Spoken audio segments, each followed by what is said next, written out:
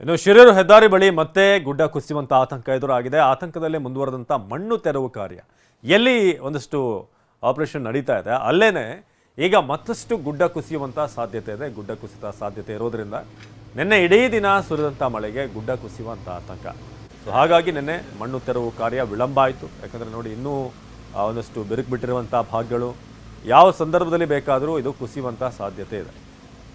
So ಗುಡ್ಡ ನೋಡಿದರೆ ಭಯ ಆಗುತ್ತೆ. ಹಾಗಾಗಿ ಅಲ್ಲೇ ಇರುವಂಥ ಟೀಮ್ನವ್ರಿಗೂ ಕೂಡ ಯಾವ ಕ್ಷಣದಲ್ಲೂ ಕೆಳಗೆ ನಾವು ಮಣ್ಣನ್ನು ಕ್ಲಿಯರ್ ಮಾಡಬೇಕಾದ್ರೆ ಮೇಲಿಂದ ಮತ್ತಷ್ಟು ಗುಡ್ಡ ಕುಸಿಬೋದು.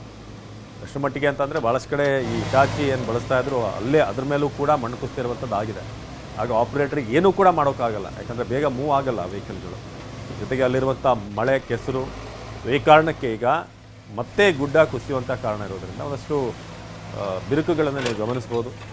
ಯಾವ ಕ್ಷಣದಲ್ಲಿ ಬೇಕಾದರೂ ಮಣ್ಣು ಲೂಸ್ ಆಗಿ ಕೆಳಗಡೆ ಬೀಳುವಂಥ ಚಾನ್ಸಸ್ ಇದೆ.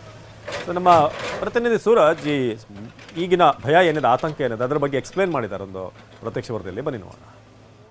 ಉತ್ತರ ಕನ್ನಡ ಜಿಲ್ಲೆಯ ಅಂಕೋಲಾ ತಾಲೂಕಿನ ಶಿರೂರು ಬಳಿಯನ್ನು ಗುಡ್ಡ ಕುಸಿತ ಆಗಿತ್ತು. ಅದೇ ಘಟನಾ ಸ್ಥಳದಲ್ಲಿ ಇದ್ದೀವಿ. ನೀವು ದೃಶ್ಯದಲ್ಲಿ ನೋಡಬಹುದು. ಈ ನಿನ್ನೆ ಇಲ್ಲಿರುವಂತಹ ಗುಡ್ಡ ಕುಸಿದಿತ್ತು. ಈಗಲೂ ಸಹಿತ ಇನ್ನೂ ಹೆಚ್ಚಿನ ಗುಡ್ಡ ಕುಸಿಯುವ ಆತಂಕವೂ ಇದೆ. ಅದೇ ಆತಂಕದಲ್ಲಿ ಈಗಾಗಲೇ ಮಣ್ಣು ತೆರವು ಕಾರ್ಯಾಚರಣೆ ನಡೀತಾ ಇದೆ. ನೀವು ದೃಶ್ಯದಲ್ಲಿ ನೋಡಬಹುದು. ಯಾಕೆಂದರೆ ನಿನ್ನೆ ಸಾಯಂಕಾಲದವರೆಗೂ ಧಾರಾಕಾರವಾಗಿ ಮಳೆ ಬಿದ್ದಿದೆ. ಆದರೆ ಸಾಯಂಕಾಲದ ಮೇಲೆ ಕೊಂಚ ಮಳೆರಾಯ ಬಿಡುವು ಕೊಟ್ಟಿದ್ದ ಹಿನ್ನೆಲೆಯಲ್ಲಿ ಈಗ ಅವರಿಗೆ ಒಂದು ಹೋಪ್ ಬಂದಿದೆ. ಏನಂದರೆ ಗುಡ್ಡ ಕುಸಿಯುವುದಿಲ್ಲ, ಈಗಿನ ಸದ್ಯಕ್ಕೆ ಅಷ್ಟೊಂದು ಗುಡ್ಡ ಕುಸಿಯುವುದಿಲ್ಲ, ಒಂದು ಹೋಪ್ ಬಂದ ನಂತರ ಮಣ್ಣು ತೆರವು ಕಾರ್ಯಾಚರಣೆ ನಡೆಸಲಾಗ್ತಾ ಇದೆ. ಯಾಕಂದರೆ ನೀವು ದೃಶ್ಯದಲ್ಲಿ ನೋಡಬಹುದು ಎಷ್ಟು ದೊಡ್ಡ ಮಟ್ಟದ ಗುಡ್ಡ ಇದೆ ಅಂತ. ಇದೇ ಗುಡ್ಡ ಅಂದರೆ ಈಗೇನಿದೆ ಇದರ ಒಂದು ಅರ್ಧ ಭಾಗ ನಿನ್ನೆ, ಅಂದರೆ ಒಂದು ಸ್ವಲ್ಪ ಭಾಗ ನೀವೇನು ದೃಶ್ಯದಲ್ಲಿ ನೋಡ್ತಾ ಇದ್ದೀರಾ ಅದಷ್ಟೇ ಕುಸಿದಿದ್ದು. ಆದರೆ ಇನ್ನು ಉಳಿದ ಭಾಗವೂ ಸಹಿತ ಇನ್ನು ಕುಸಿಯುವ ಹಂತಕ್ಕೆ ಇದೆ. ಆದರೆ ಈಗ ಮಳೆ ಕಡಿಮೆ ಆದ ಹಿನ್ನೆಲೆಯಲ್ಲಿ ಗುಡ್ಡ ಕುಸಿಯುವುದಿಲ್ಲ ಆ ಒಂದು ವಿಶ್ವಾಸ ಇಟ್ಕೊಂಡು ಅವರು ಈಗಾಗಲೇ ಮಣ್ಣು ತೆರವು ಕಾರ್ಯಾಚರಣೆ ನಡೆಸ್ತಾ ಇದ್ದಾರೆ. ನೀವು ದೃಶ್ಯದಲ್ಲಿ ನೋಡಬಹುದು.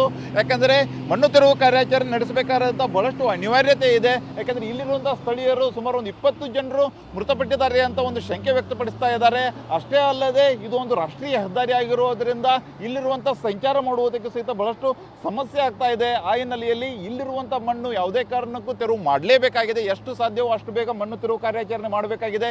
ಯಾಕೆಂದರೆ ಈಗಾಗಲೇ ಹವಾಮಾನ ಇಲಾಖೆಯು ಸಹಿತ ಹೇಳಿದೆ, ಇಂದು ನಾಳೆ ಮತ್ತು ನಾಡಿದ್ದು ಅಂದರೆ ಇನ್ನೂ ಒಂದು 2-3 ದಿನಗಳ ಕಾಲ ರೆಡ್ ಅಲರ್ಟ್ ಇದೆ ಅಂತಲೂ ಸಹಿತ ಹೇಳಿದೆ. ಹಾಗಾಗಿ ರೆಡ್ ಅಲರ್ಟ್ ಇದ್ರೂ ಸಹಿತ ಈ ಸ್ಥಳದಲ್ಲಿ ಮಳೆ ಕಡಿಮೆ ಆಗುತ್ತಿರುವ ಹಿನ್ನೆಲೆಯಲ್ಲಿ ಮಣ್ಣು ತೆರವು ಕಾರ್ಯಾಚರಣೆ ಆಗಿರಬಹುದು, ಇಲ್ಲಿರುವಂತಹ ಮೃತದೇಹಗಳ ಪತ್ತೆ ಕಾರ್ಯ ಆಗಿರಬಹುದು ಮಾಡುವುದಕ್ಕೆ ಬಹಳಷ್ಟು ಸಮಯ ಹಿಡಿಯುತ್ತಿಲ್ಲ. ಅಷ್ಟೇ ಅಲ್ಲದೆ ನೀವೇನು ದೃಶ್ಯದಲ್ಲಿ ನೋಡ್ತಾ ಇದ್ದೀರಾ, ಇದು ಒಂದು ರೀತಿಯಾದಂತಹ ಮೃತ್ಯುಕೂಪಿ ಗುಡ್ಡ ಅಂತಲೇ ಹೇಳ್ಬೋದು. ಯಾಕಂದರೆ ಇಂದಿಲ್ಲ ನಾಳೆ ಈ ಗುಡ್ಡ ಕುಸಿಯುತ್ತೆ. ಯಾಕಂದರೆ ಇದೇ ರೀತಿಯಾಗಿ ಆ ಕಡೆ ಇತ್ತು, ಆ ಗುಡ್ಡ ಕುಸಿಯುತ್ತೆ ಅಂತ ಸಹಿತ ಬಹಳಷ್ಟು ಜನ ಅಂದಾಜಿಸಿದ್ರು. ಆದರೆ ಅಲ್ಲಿರುವಂತಹ ಗುಡ್ಡವನ್ನು ತೆರವು ಮಾಡಬೇಕಾಗಿತ್ತು ಅಯ್ಯಾರಿಯವರು ತೆರವು ಮಾಡಲಿಲ್ಲ. ಅಷ್ಟೇ ಅಲ್ಲದೆ ಪ್ಲಾಸ್ಟರಿಂಗ್ ಮಾಡೋದ್ರ ಮೂಲಕ ಅದನ್ನು ಕುಸಿತ ಆಗದಂತೆ ನೋಡ್ಕೊಳ್ಬೇಕಾಗಿತ್ತು. ಅದನ್ನು ಮಾಡದೇ ಇರುವುದರ ಹಿನ್ನೆಲೆಯಲ್ಲಿ ಈಗಾಗಲೇ 1 ರಿಂದ 2 ಕುಟುಂಬಗಳು ಸಾವನ್ನಪ್ಪಿದೆ. ಅಷ್ಟೇ ಅಲ್ಲದೆ ಸುಮಾರು ಒಂದು 20 ಜನರು ಸಾವನ್ನಪ್ಪಿದ್ದಾರೆ ಅಂತ ಸ್ಥಳೀಯರು ಶಂಕೆ ವ್ಯಕ್ತಪಡಿಸ್ತಾ ಇದ್ದಾರೆ. ಮತ್ತು ಈಗಾಗಲೇ 5 ಮೃತದೇಹಗಳು ಸಹಿತ